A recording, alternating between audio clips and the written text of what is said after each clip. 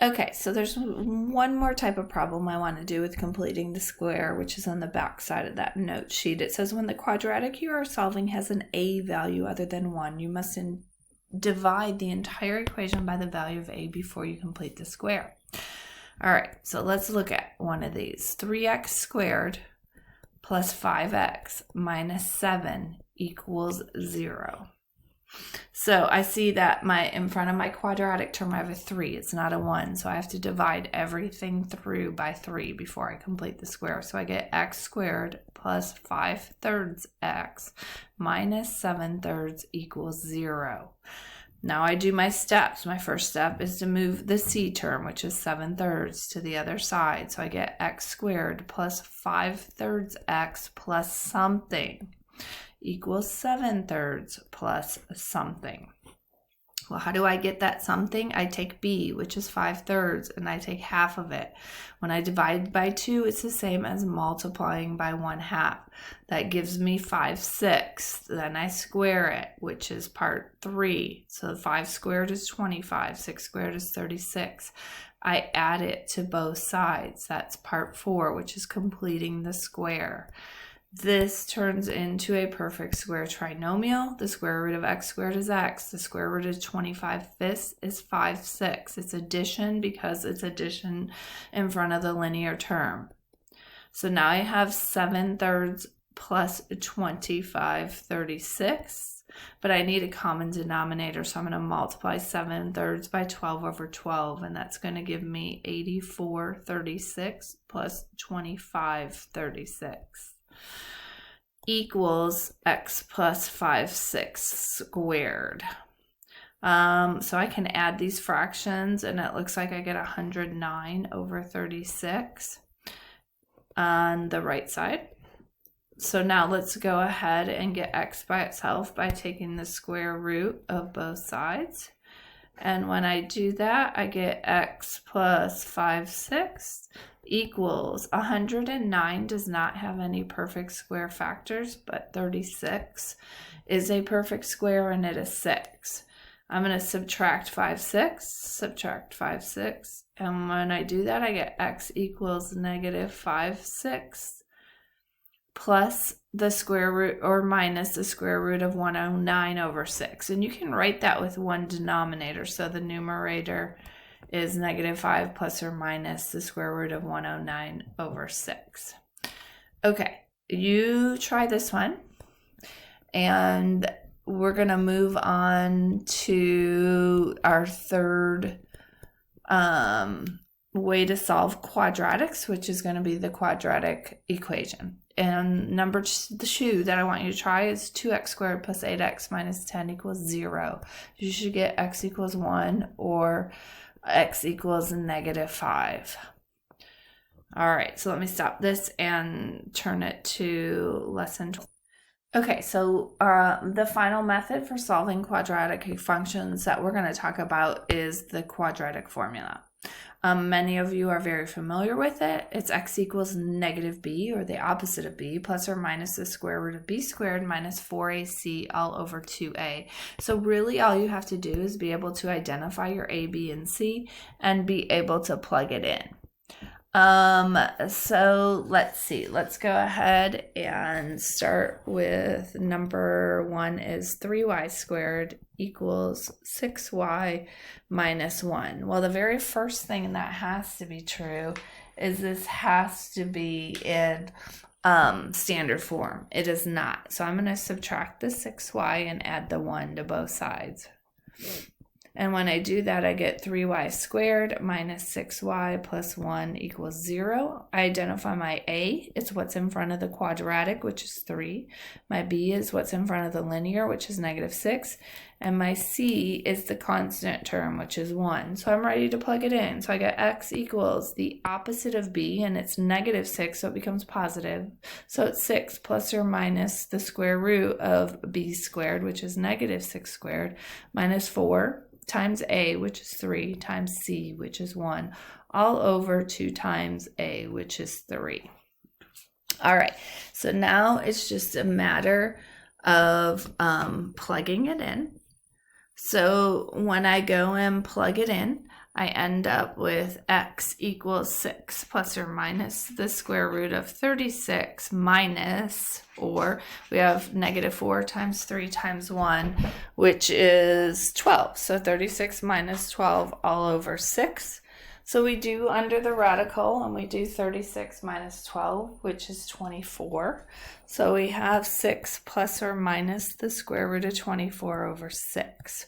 24 is not a perfect square factor, but 4 times 6, I'm just going to write it right there, 4 is a perfect square factor. So I end up with 6 plus or minus the square root. I'm going to take the square root of 4 as 2. And then I have all of that over 6. So that's x equals that. Now, because 6, 2, and 6 all share a common factor of 6, I can simplify these by dividing each one by 2. So that gives me 3 plus or minus the square root of 6 all over 3. And that is your answer. Okay, let's look at another one. Number 2, we have x squared equals x minus 8. Again, I'm going to subtract x and add 8 so that I have it in standard form. I'm going to identify my a, b, and c. A is 1, b is negative 1, c is 8. X equals the opposite of b. B is negative 1, so it's 1. Plus or minus the square root of negative 1 squared minus 4 times 1 times 8, which is a and c, all over 2 times 1. So x equals 1 plus or minus the square root of 1 minus 32 all over 2. X equals 1 plus or minus the square root of negative 31 all over 2. We get no real solutions here. Why? Because you have a negative inside your radical, and we have not done imaginary numbers. Okay, so I want you to do this one. R squared minus R minus 12 equals 0. You should get x equals 4 or negative 3 when you do that one. Let's see if there's any other ones that I wanted you to do before we move on. Try this one too. I'll give you a couple to try. 1 minus s squared equals s. Your answer should be negative 1 plus or minus the square root of 5 over 2. And then do 5x squared equals 6x plus 5. Your answer should be 3 plus or minus the square root of 34 over 5. So those are some good ones to practice. Okay, so for the next couple minutes, we're going to talk about the discriminant. The discriminant is what is inside of the radical, which is b squared minus 4ac. What is the purpose of it? The purpose is to tell you how many solutions you would have if your parabola was graphed and crossed the x-axis. So again, it's b squared minus 4ac. It's not the square root of b squared minus 4ac. The discriminant is just b squared minus 4ac. What is under the radical is the discriminant. So what am I referring to when I say the graphing part of it? So a parabola can hit and cross the x-axis twice. And when it does, that means it has two solutions. Okay? It can touch, that vertex can be the only point, which means it would have one solution. Or your parabola, I mean, it can go in all different directions, may not touch at all, which means it has no solutions. Okay? So, how do we determine what it is? So if you solve and b squared minus 4ac is greater than 0, you're going to get two real solutions. If you solve and b squared minus 4ac equals 0, you're going to get one real solution. And if you solve and b squared minus 4ac is less than 0, you're going to get no real solutions because it's imaginary. Okay, so this is pretty easy to do because you're just identifying A, B, and C again as you do it. So let's look at some examples. I have find the discriminant and tell how many solutions. So I have 4x squared plus 4x plus 1 equals 0. A is what's the quadratic, which is 4. B is the linear, which is also 4. And C is the constant. Okay, all I'm doing is b squared minus 4ac.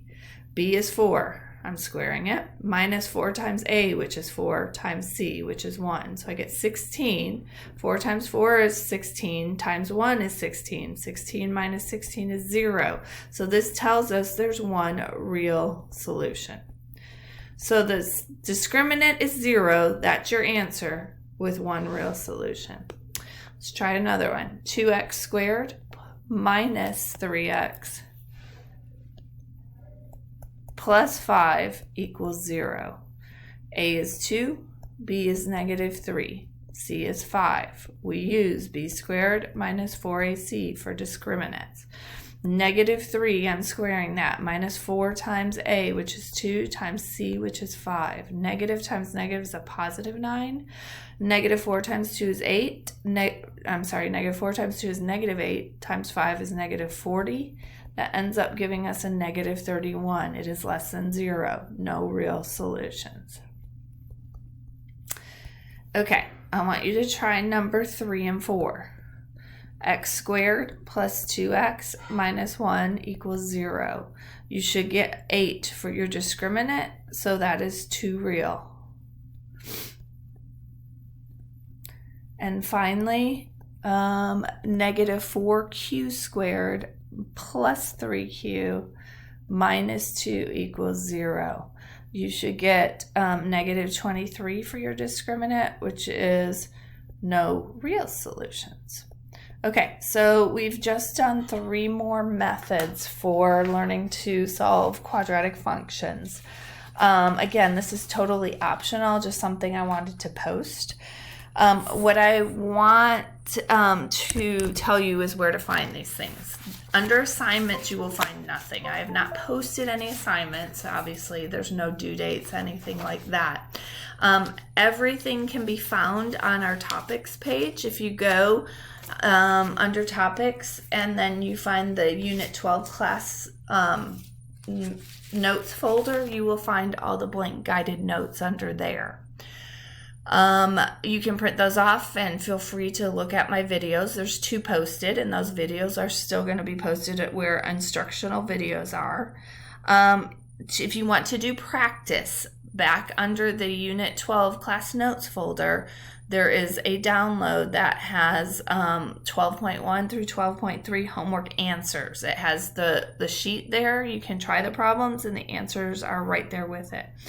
Don't hesitate. If you just want to reach out to me to talk about any of these, you can just message me and I'll get back to you.